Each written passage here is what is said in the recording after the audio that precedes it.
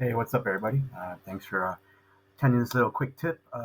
Recently, just came across some NBA data for relevant KPIs for players going back 50 seasons. So I thought this was a great opportunity to not only use that data for lots of different types of charts, but also some different lessons too. Today, we're going to be talking about jitter plots. For those of you that don't know, jitter plots are basically what I like to think of like scatter plots, but on a more of a robust kind of I guess you could say playing field. It's a way for us to kind of view performance measures by individual marks, and they're randomized. So basically, what I mean by that is you're able to see a scatter plot, and sometimes it gets kind of confusing when you see marks that are overlapped against each other. You can use the jitter plot randomization as a way to kind of space out those marks and get a more relevant view of what that looks like. So really quick, what I have on screen is a jitter plot by position. So if you know about the NBA, it's basketball. So we're looking at positions like center, forward, point guard, shooting guard, and we're taking a look at these relevant measures, um, basically up against their other counterparts within that position. So, for instance, we're looking at the current view, which is basically a um, the performance stat of 3 point percentages. So if you look at the current view, notice how I have Drew Eubanks there, 5 years of service. He's a center, and his 3 point percentage is 72%. Right. So not necessarily something that we look at from a center to be a great position for perimeter shooting, but that's just how he stacks up in terms of 3 point percentage. More so, you'll see it on point guards and shooting guards. So notice how I have the color here for years of service. So the ones that are more towards the brownish, yellowish are going to be your more seasoned vets. So for instance, if we go to point guard, we cover that one, Dana Barrows. There you go, point guard, 13 years of service, about 40% from the 3 point line. And let's look at another one. Look at that, Steve Nash, MVP. 17 years of service, 41%. So this gives us a really good view of performance by a certain stat across the position. We can also change the measure here. So let's actually just look at just field goal percentage in general. Okay. Notice here that on the note I have here on the side on this text box, I'm only visualizing players that have accumulated an approximate total of 250 game minutes. So what I did with that was I took game minutes per game, and I approximated that over how many games they've played in their career. So let's take a look at what we have here. Um, Uzubikwe, 3 years of service, 81% field goal percentage. So this might be something that we can look at in terms of center that usually hang out by the rim, and so they're going to have more of an opportunity to have high percentage shots. Whereas a point guard, we can go over here. John Stockton, 18 years of service, 51%. So a point guard, that's someone that's usually facilitating the game.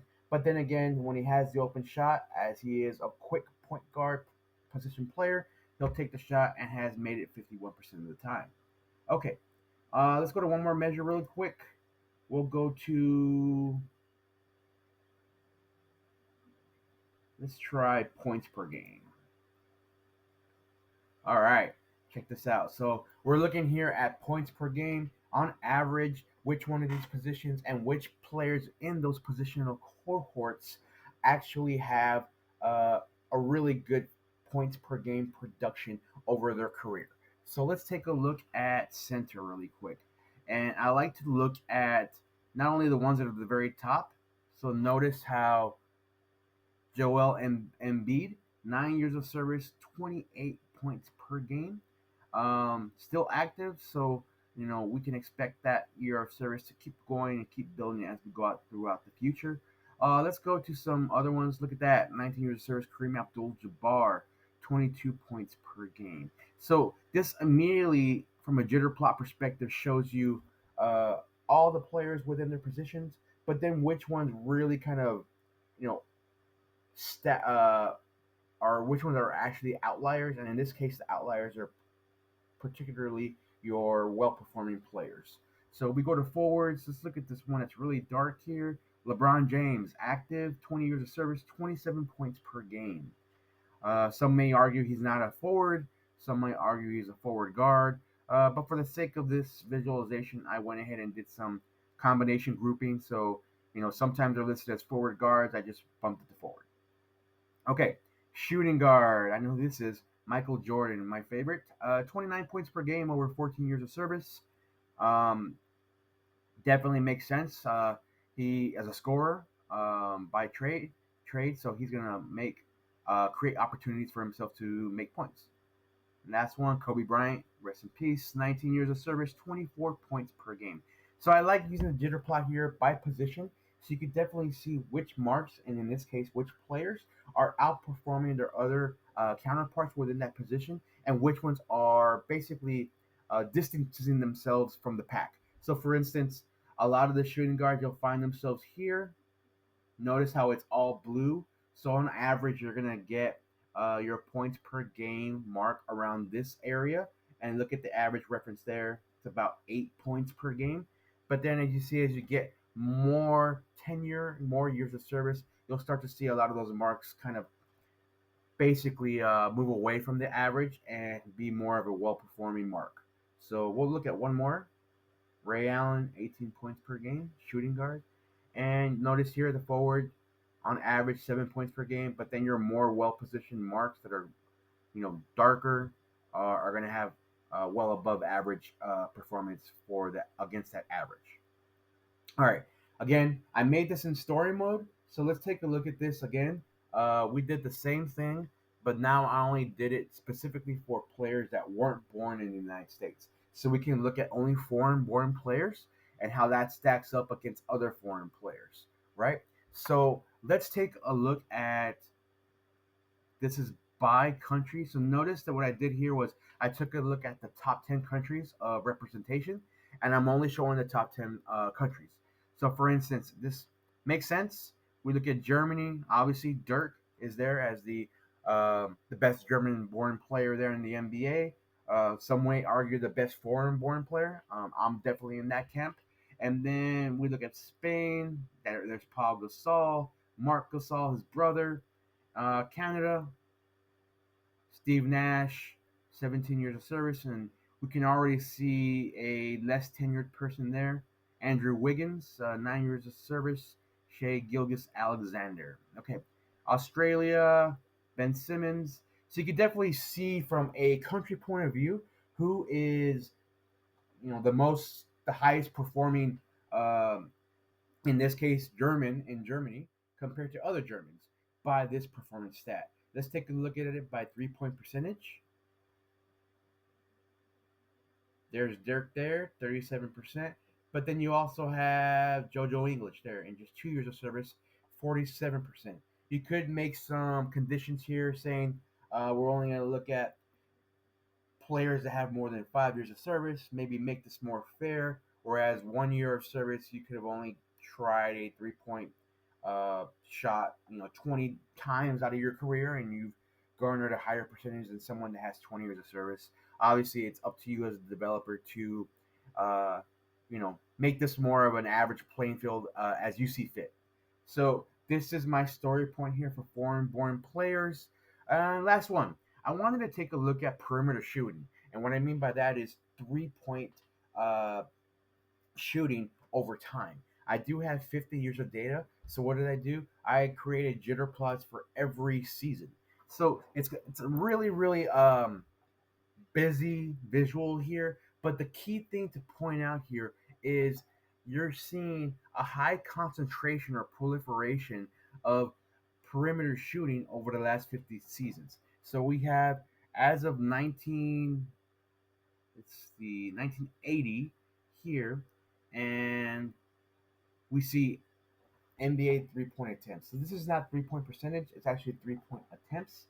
And we can see that that has surged dramatically. Um, A lot of the outliers that you would see here at around 500, 600, we definitely see now more around 900, 1,000. The average that you would normally see here, maybe around 300 or so. And then you definitely see the average surge up around 5, 6, 700. So definitely more of a lean towards the shooter's perspective, whereas in the past, primarily when there wasn't 3 point shooting, there wasn't a 3 point line in the 70s. You're just basically going to have concentration around the rim. And as you get a 3 point line instituted in the 80s, you'll see that type of shooting start to materialize over time. And as folks begin to craft and strategically create different facets of their game, you'll see that 3 point shooting has become more of an iconic um, pillar of the game.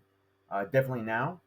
Less defense, more run and gun, more shooting, more perimeter shooting. You have not only just guards, but you have forwards and centers that now have an added tool of perimeter shooting in their playing tool belt. So this is a clear representation of the proliferation of that perimeter shooting increasing over time.